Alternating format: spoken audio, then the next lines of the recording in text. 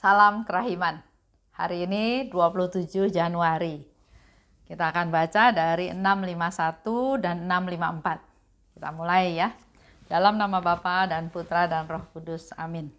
651. Ya Allah yang tak terselami, betapa besarnya kerahiman-Mu. Ia melampaui paduan pengetahuan seluruh umat manusia dan malaikat. Semua malaikat dan semua manusia telah muncul dari lubuk kerahiman-Mu yang lembut. Kerahiman adalah bunga kasih. Allah adalah kasih. Dan kerahiman adalah perbuatannya. Dalam kasih, kerahiman itu dikandung dalam kerahiman, kasih diungkapkan. Segala sesuatu yang aku lihat berbicara kepadaku tentang kerahimannya. Bahkan, keadilan Allah sendiri berbicara kepadaku tentang kerahimannya yang tak terbatas, sebab keadilan pun mengalir dari kasih. 654. Kini aku mengerti bedanya pengakuan dosa dan bimbingan rohani. Dalam pengakuan dosa, orang hanya mengakukan dosa-dosanya. Sedangkan bimbingan rohani adalah hal yang sama sekali berbeda. Tetapi bukan ini yang ingin aku bicarakan. Aku ingin berbicara tentang suatu hal aneh yang terjadi padaku untuk pertama kalinya. Ketika Bapa pengakuan mulai berbicara kepadaku, aku tidak memahami satu kata pun. Kemudian aku melihat Yesus yang tersalib dan ia berkata, "Dalam sengsarakulah, engkau harus mencari terang dan kekuatan." Sesudah pengakuan dosa, aku merenungkan sengsara Yesus yang pedih, dan aku memahami bahwa apa yang aku derita bukanlah apa-apa dibanding sengsara Sang Juru Selamat. Aku juga memahami bahwa bahkan ketidaksempurnaan yang paling kecil pun merupakan penyebab dari penderitaan yang pedih itu. Maka jiwaku dipenuhi penyesalan yang amat besar, dan baru kemudian aku merasakan bahwa aku berada dalam samudera kerahiman Allah yang tak terselami. Oh, betapa sedikitnya kata-kata yang kumiliki untuk mengungkapkan apa yang sedang kualami. Aku merasa bahwa diriku hanyalah setetes embun yang tenggelam dalam kedalaman samudera kerahiman ilahi yang tak terbatas. 27 Januari. Ya Allah yang tak terselami, betapa besarnya kerahiman-Mu, melampaui paduan pengetahuan manusia dan malaikat. Kerahimannya begitu besar, samudera luas, tidak terbatas, tidak terselami, tidak dapat dimengerti. Bahkan di sini oleh Suster Faustina dikatakan melampaui paduan pengetahuan manusia dan malaikat. Jadi enggak ada manusia, enggak ada malaikat yang bisa memahami, mengerti tentang kerahimannya Tuhan yang tidak terselami. Kerahiman adalah bunga kasih. Allah adalah kasih, dan kerahiman adalah perbuatannya. Jadi jelas ya yang dimaksud di sini. Allah adalah kasih, dan kerahiman itu adalah perbuatan-perbuatan yang dilakukan oleh Tuhan sebagai bukti kasih-Nya. Dalam kasih, kerahiman itu dikandung. Dalam kerahiman, kasih diungkapkan. Jadi kasih dan kerahiman ini menjadi satu kesatuan. Dalam kasih, kerahiman itu dikandung. Dalam kerahiman, kasih itu diungkapkan, dinyatakan. Nyata ya. Contoh yang gampang. Kita suami istri misalnya. Saya bilang ke suami saya mengasihi engkau. Saya mencintai engkau. Kata-kata itu nggak menunjukkan apa-apa. Kata-kata itu baru betul-betul menunjukkan bukti cinta, bukti kasih kalau sudah nyata dalam perbuatan. Segala sesuatu yang aku lihat berbicara kepadaku tentang kerahimannya. Jadi apa yang dilihat oleh Suster Faustina itu semua berbicara tentang kerahimannya. Dia, kalau menurut saya ya, Suster Faustina harus punya kerahiman Tuhan dulu, baru dia bisa melihat Kalau kita awam biasa, kita bukan orang kerahiman, atau contoh yang gampang. Dulu waktu saya kerja, pertama saya nggak pernah takut sama orang. Kalau saya betul ya. Jadi dalam suatu rapat, kalau saya merasa saya bisa memberikan pendapat, memberikan solusi, memberikan usul, saya bicara. Tanpa saya takut salah, takut ditegur orang, takut dimarahin orang.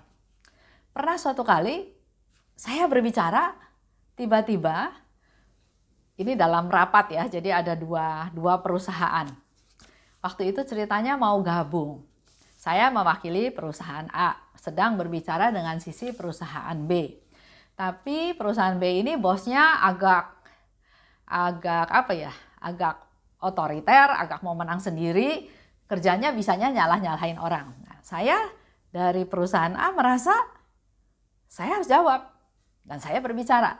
Begitu saya berbicara, bos perusahaan B itu langsung tegur bos saya, bukan saya loh, tegur bos saya. Dia bilang, itu siapa? Dia berhak bicara atau tidak? Dia berhak mewakili PTA bicara atau tidak? Bos saya yang orangnya rendah hati, sederhana, dia yang agak kelabakan ya. Kalau dia bilang tidak mengizinkan saya bicara, pasti saya kena tegur. Kenapa saya bicara?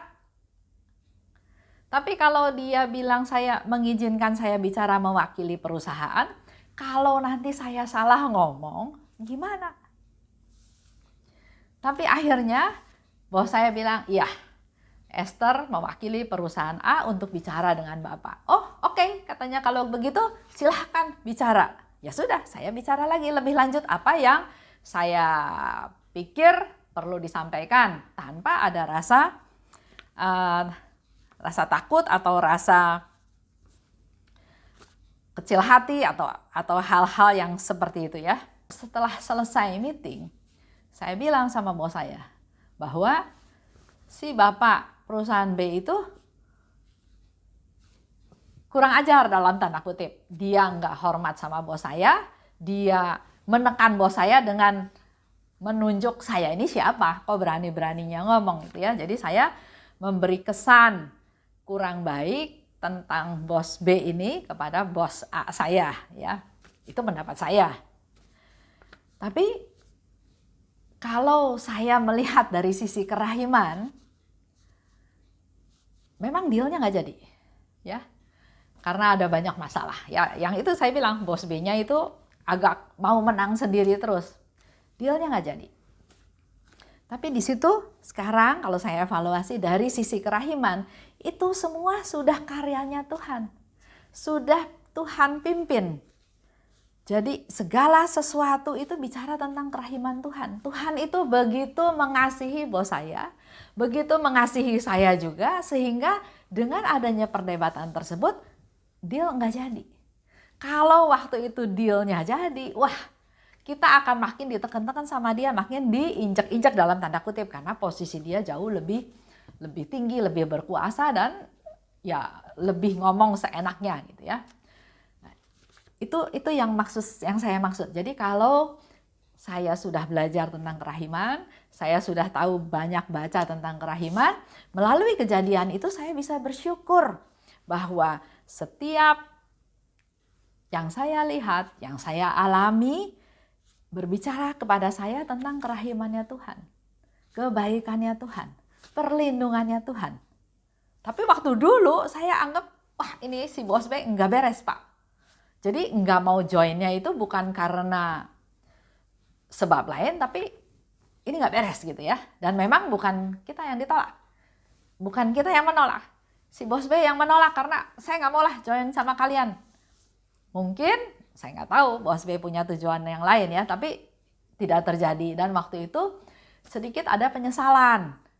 Tapi sekarang setelah dievaluasi kembali, saya bersyukur karena itulah yang Tuhan lakukan melalui karyanya Tuhan, karya kerahiman Tuhan.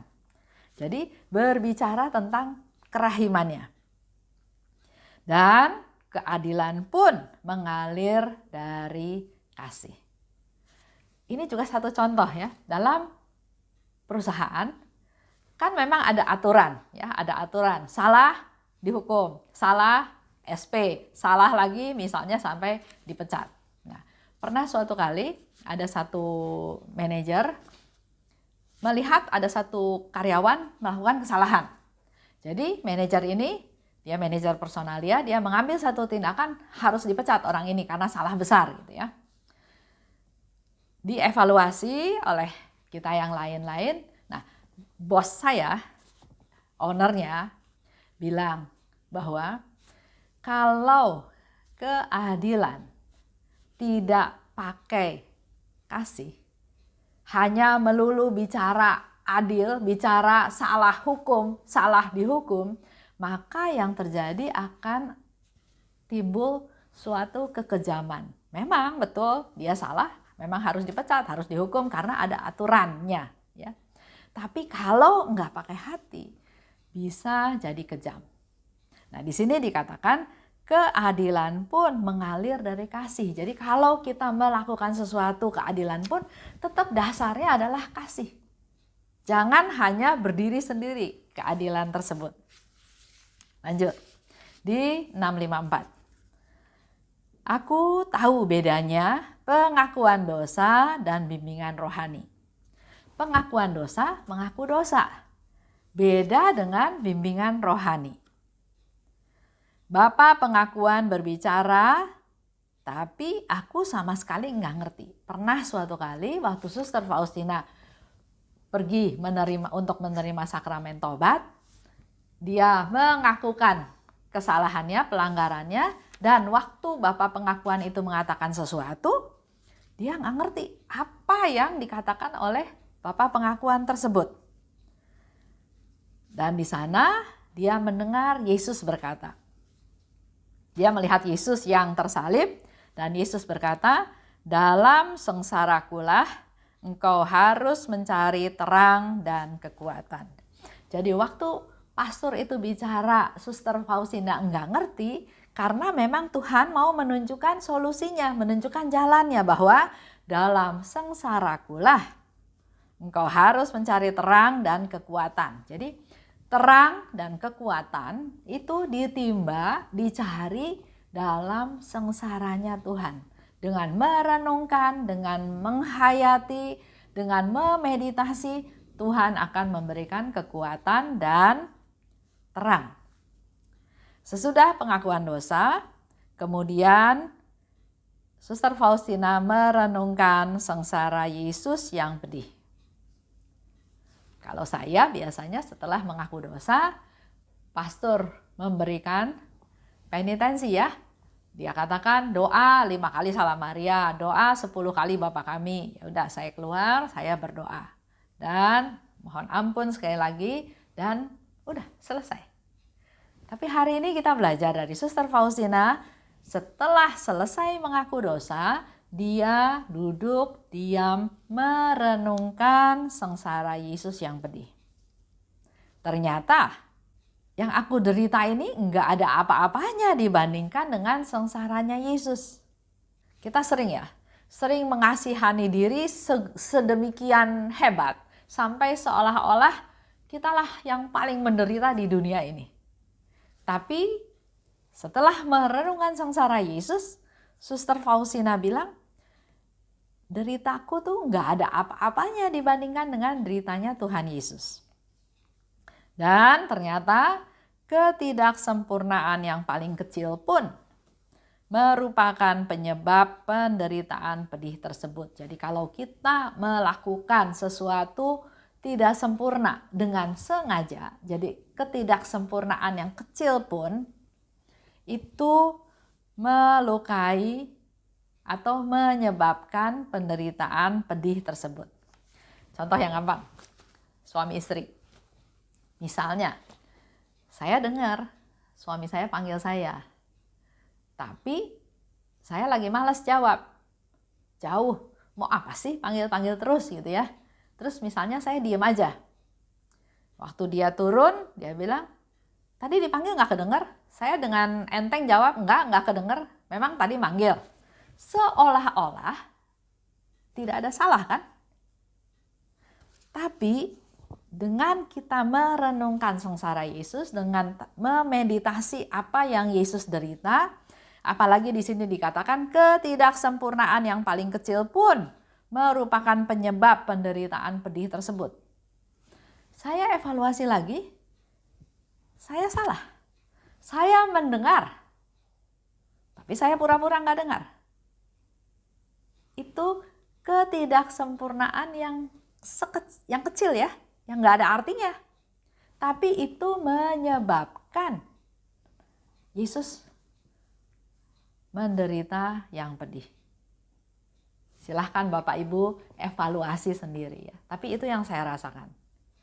Jadi nggak boleh pura-pura. Nggak boleh masa bodoh. Harus peka, harus sungguh-sungguh dan harus tulus. Masih ingat ya cerita beberapa hari yang lalu, Suster Faustina capek sekali, bahkan buka jubahnya aja dia nggak sempat. Dengan sangat lelah diungkapkan dia nggak sempat buka jubah. Tapi akhirnya dia tetap harus buka jubah. Jubahnya udah dibuka, tiba-tiba ada suster minta ambilin air panas.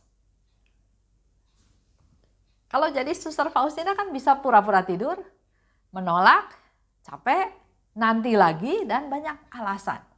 Tapi Suster Faustina menunjukkan dengan ketulusannya, dia pakai lagi jubahnya, dia ambil air panas seperti yang diminta oleh suster itu, padahal tahu lewat ke sana itu harus lewat lumpur semata kaki.